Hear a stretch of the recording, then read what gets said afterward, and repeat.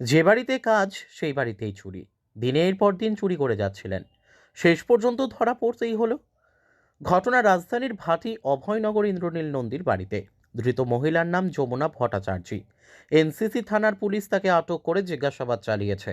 ধৃত মহিলার কাছ থেকে চুরি যাওয়া সোনার চেন, কানের দুল, ল্যাপটপ, নগদ টাকা সহ বেশ কিছু সামগ্রী উদ্ধার করা হয়। যমুনা ভট্টাচার্যী ভাটি অভয়নগর ইন্দ্রনীল নন্দীর বাড়িতে কাজ করতেন। সেই সুযোগে বিভিন্ন সময়ে মূল্যবান সামগ্রীগুলি হাতিয়ে নিতেন।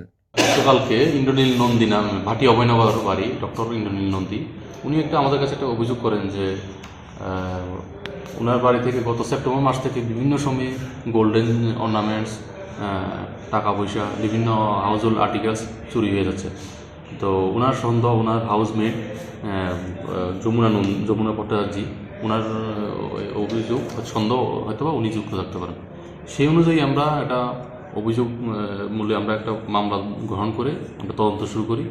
তদন্ত করতে গিয়ে আমরা ওই জিজ্ঞাসাবাদ করার পরই ওই যে হাউসমেট যমুনা ভট্টাচার্যী ওনাকে আমরা ওনার বাড়িতে সার্চ করার পরে উনি স্বীকারোক্তি করেন। স্বীকারোক্তি দেওয়ার পরে ওনার কাছ থেকে একটা গোল্ড চেন, যেটা চুরি হয়ে গেছিলো, একটা গোল্ড চেন, ইয়াররিং 2 পেয়ার, একটা MSI ল্যাপটপ, ক্যাশ রুপিস 24,665 টাকা এবং অন্যান্য অনেক হাউস হোল্ড আর্টিকেলস আমরা যেগুলি চুরি হয়ে গিয়েছিল ওগুলি রিকভারি করেছি এবং এই যমুনা ভট্টাচার্যীকে আমরা গ্রেপ্তার করে নিয়ে এসেছি।